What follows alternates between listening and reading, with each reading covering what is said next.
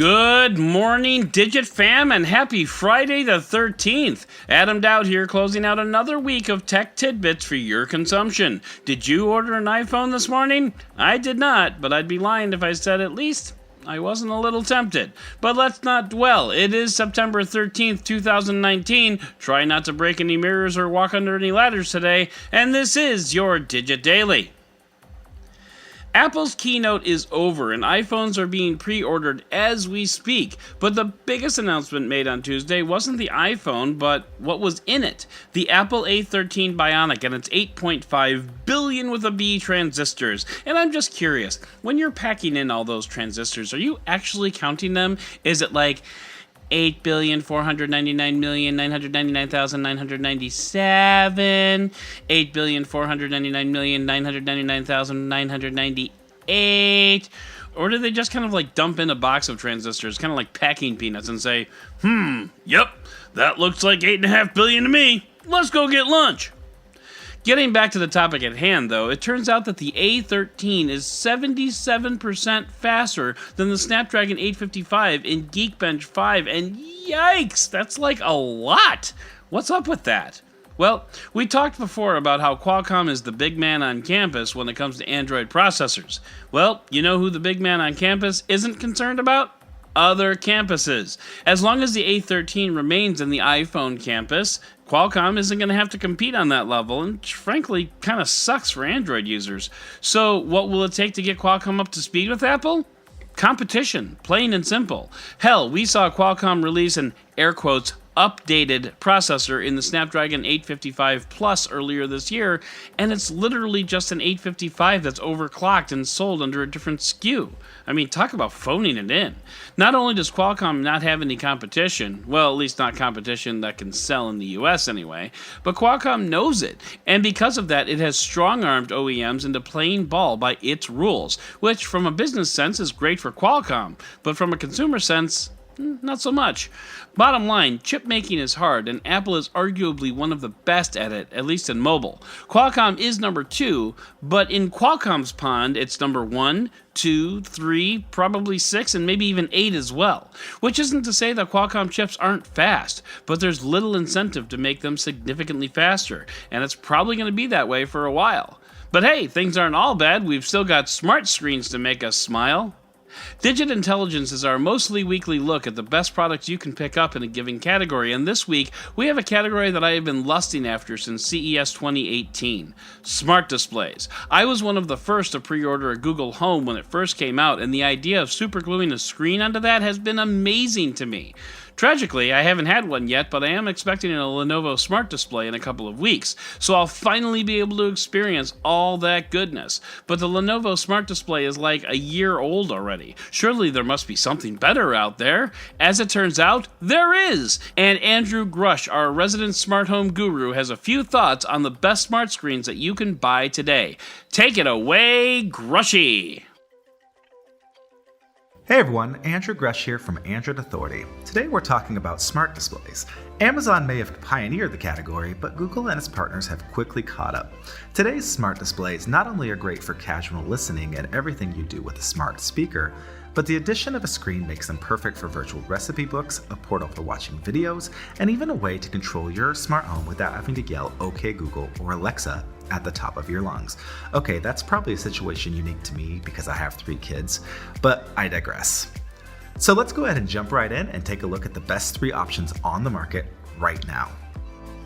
Coming in at number 3, we have the Amazon Echo Show. Now in its 2nd generation, the Show has a beautiful 8-inch display, excellent audio with great bass, and of course it is compatible with tons of smart home devices.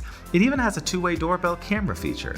This is a great device for those that prefer Alexa, though we warn you that its video features aren't quite as good as you'll find from assistant-powered devices.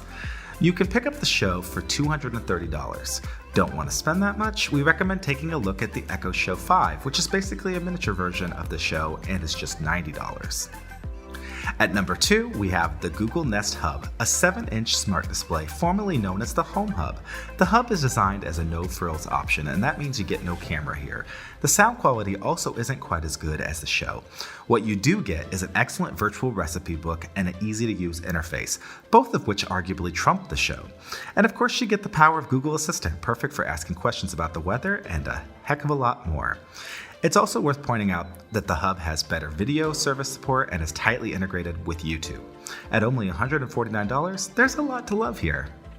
Finally, at number 1 is the Google Nest Hub Max. Long name aside, the Hub Max has all the features of the standard Hub, but packs a larger 10-inch display and a camera for video calling. Even more intriguing is the addition of the Nest Cam features, meaning your smart display also works as a security camera right out of the box. The Hub Max features plenty of smart display firsts, too many to name here. But the bottom line is, if you're looking for a smart display with tons of bells and whistles, there's really nothing else quite like it. Of course, like the show, it's also not the cheapest at $230. For more on today's best smart displays and plenty of other tech too, you'll want to head on over to androidauthority.com.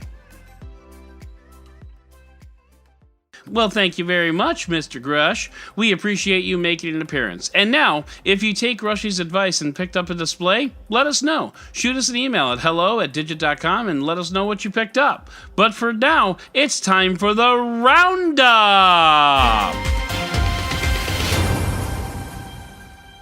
Google One is Google's cloud storage subscription service, kind of like OneDrive or Dropbox, and up until now, that's been about it.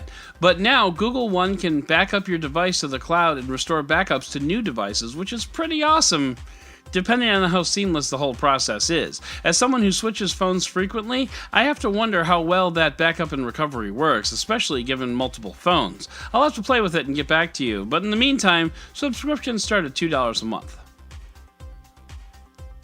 This is a PSA to let you know that Google Maps can help you find an addiction recovery center or emergency medication if you need it. Of note is the non-prescription drug called naloxone, which can reverse the effects of a drug overdose. Users can type naloxone near me or Narcan near me and be directed to the nearest source, which could save lives.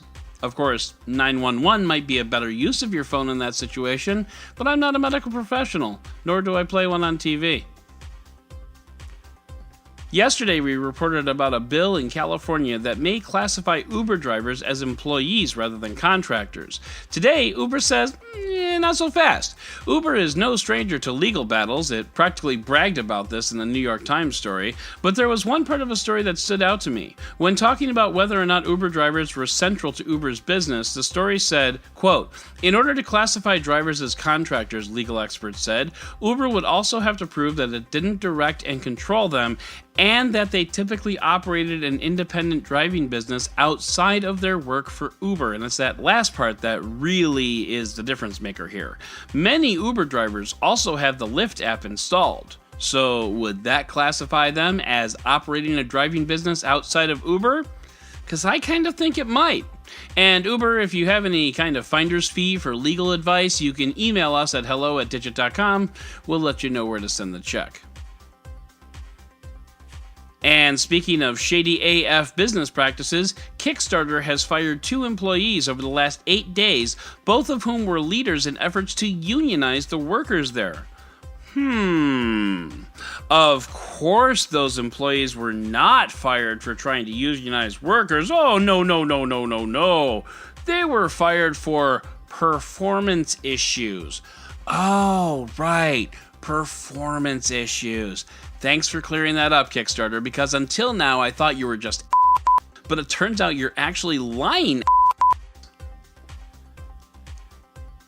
And finally, it's been a while since we've talked about space, and we're not going to talk about it now either.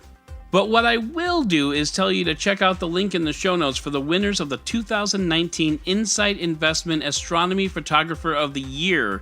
And these shots are simply stunning and a damning reflection on me as a photographer, because I could never even come close to any of these. Seriously, take 10 minutes out of your lazy Friday and go admire these stunning pics, and then go finish your workday with a smile on your face. But for now, that's going to do it for today's Dgit Daily. If you'd like to learn more about any of these stories, check out the links in the show notes and subscribe to our daily newsletter on Dgit.com. And if you like what you heard, subscribe, leave a review, and don't forget to tell your friends about DigitDailyPod.com. Once again, I'm Adam Dowd, Dead Technology on Twitter, and we'll talk again on Monday.